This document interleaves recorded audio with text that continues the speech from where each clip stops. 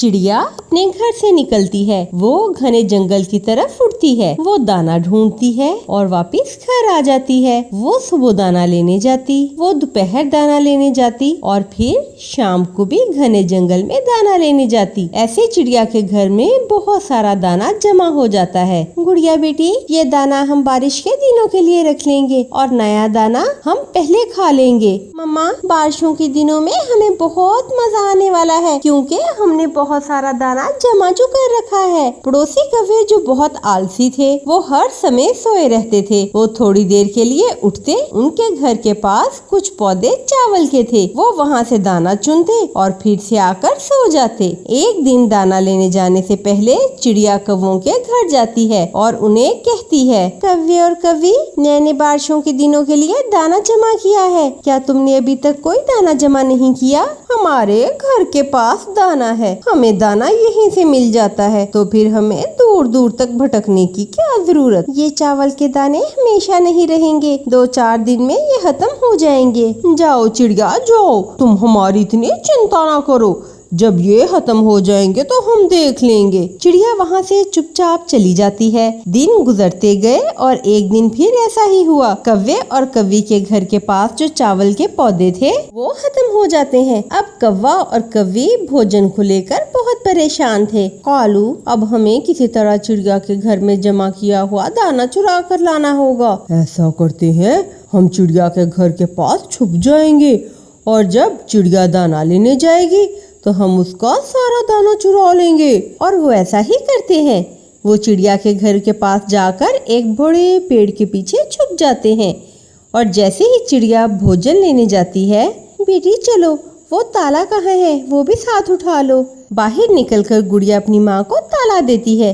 वो अपने घर को एक बड़ा ताला लगाकर चले जाते हैं। अरे ये क्या, उस मकार चिड़िया ने तो अपने घर के बाहर ताला लगा दिया है, अब हम क्या करेंगे। फिर गौरी कवि की नजर खिड़की पे जाती है और वो तुरंत कहती है, कालू, खिड़की के रास्ते, हम खिड़की के रास्ते अंदर जाएंगे। कालू, मैं खिड़की से इसके घर के अंदर घुस जाऊंगी और दाना चोरी करके बाहर आ जाऊंगी। गौरी खिड़की से उसके घर के अंदर चली जाती है और कुछ दाने चुराकर जल्दी जल्दी बाहर आ जाती है। कौवा और कौवी चिड़िया के घर से चुराए हुए दानों से अपने घर में बैठकर दावत करते हैं। कालू जी, अब तो बहुत मजा आएगा। चिड़िया रोज अपने घर को ताला लगा कर जाया करेगी और हम रोज खिड़की से उसके घर जाकर उसका दाना चुराया करेंगे। पागल चिड़िया, वो तो सोच भी नहीं सकती होगी कि उसका दाना भी कोई चुरा सकता है। मम्मा, ये लकड़ी का टुकड़ा क्या करना है आपने?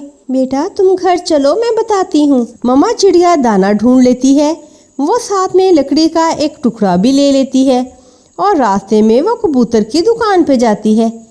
कबूतर चचा, मुझे 2 बड़े कील दे दें।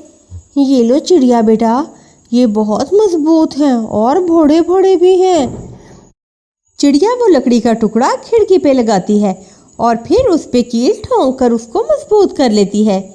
मम्मा, क्या खिड़की के रास्ते कोई चोर आ सकता है क्या?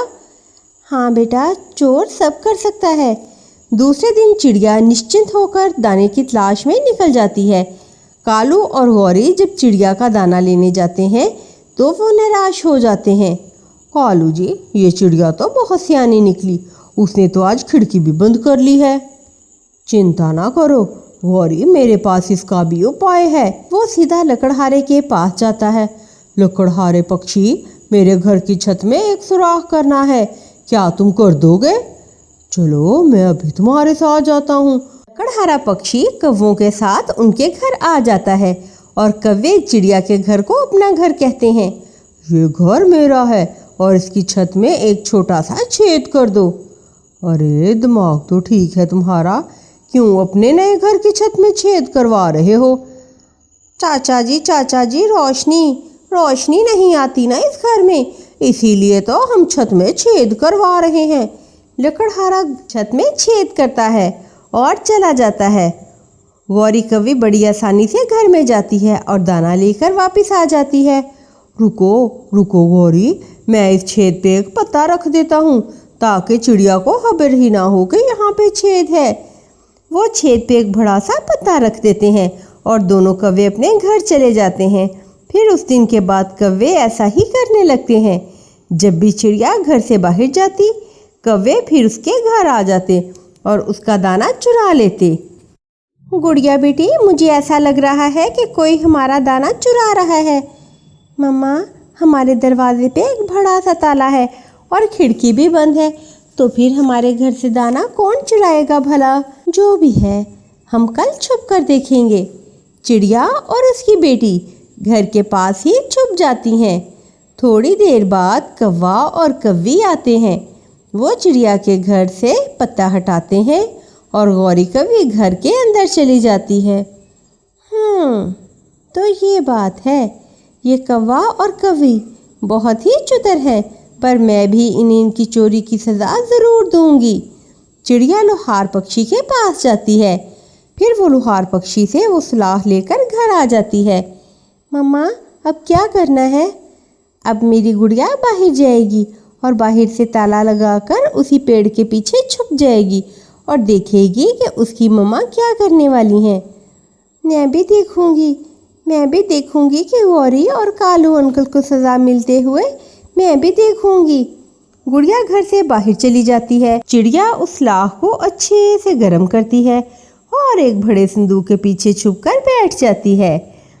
रोज की तरह बेडर होकर गौरी कौवी और कालू कौवा रानू के घर आते हैं। कालू कौवा वो पत्ता हटाता है और गौरी कौवी रानू चिड़िया के घर के अंदर घुस जाती है और अपने ध्यान बैठी दाना खाने लगती है। रानू चिड़िया वो गरम गरम लोहे की सुलाह गौरी कौवी की पूंछ पे लगा देती है। हाय, मैं मर गई। हाय, मेरी पूंछ जल गई। हाय, मैं मर गई। कालू, मुझे बचाओ, मेरी पूंछ जल रही है। दाना खाओगी तो पूंछ तो जलेगी ना गौरी।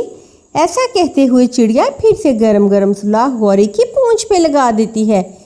गौरी कौवी भागती है, लेकिन चिड़िया भी लोहे की गरम सुलाह लेकर गौरी कौवी और कालू कौवे के पीछे जाती है।